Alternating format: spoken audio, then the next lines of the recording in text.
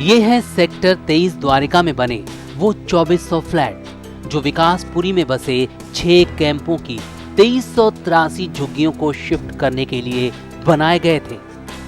मगर केंद्र में सरकार बदल जाने के बाद डीडीए ने इन फ्लैट्स को जनरल कैटेगरी में करके किसी और को ही अलॉट कर दिया। 23 जनवरी 2012 में श्री कमलनाथ जो उस वक्त केंद्रीय शहरी विकास मंत्री थे, उन्होंने इस जगह का उद्घाटन किया था और बोर्ड लगाया था कि यहाँ पर विकासपुरी में जो 2400 झुग्गियाँ हैं उनको शिफ्ट करके यहाँ पर फ्लैट बना करके दिए जाएंगे। उसके बाद 23/8/2013 में डीडीए ने खुद एक प्रेस वार्ता जारी की हिंदुस्तान टाइम्स के अंदर, और उनके जो डीडीए के प्रवक्ता थे मिस्टर नीमोधर, उन्होंने बताया कि ये विकासपुरी में जो 2383 झुग्गियाँ हैं उनको शिफ्ट करके यहाँ पर भी फ्लैट बना करके दिए जाएंगे, और ये फ्लैट बन करके तैयार भी हो गई। कहानी लगभग 5 साल पुरानी है। साल 2010 में सरकार ने इस कहानी की शुरुआत की। डीडीए द्वारा एक सर्वे हुआ।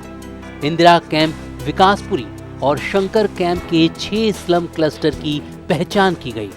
तय हुआ कि यहाँ रहने वाले 2383 परिवारों का रिहैबिलिटेशन किया जाएगा।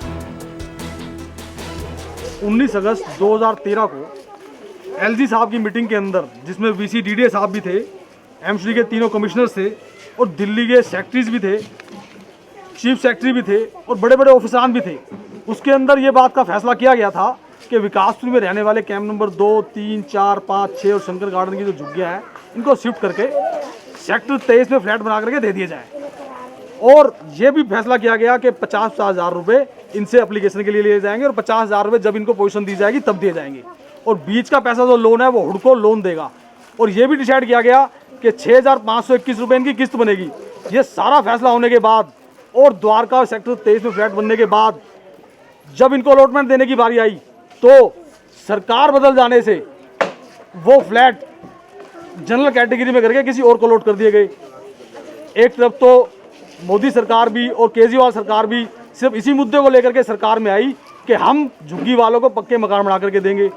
पक्के मकान बना करके देने वाला काम तो खैर वो कब कर पाएंगे पता नहीं, लेकिन जो काम पिछली सरकारों ने कर रखे थे और जो फ्लैट बना के बनाए थे इनके लिए, कम से कम वो तो इनको दे दें। इसी मुद्दे को लेकर अब प्रसिद्ध समाज सेवी संजय गुप्ता 28 फरवरी 2016 को जंतर मंतर पर एक धरना देने जा रहे हैं इन झुग्गी वासियों के साथ, ताकि सरकार को बता सकें कि किस तरह से डीडीए ने इन झुग्गियों में रहने वाले लोगों का हक इनसे छीन लिया।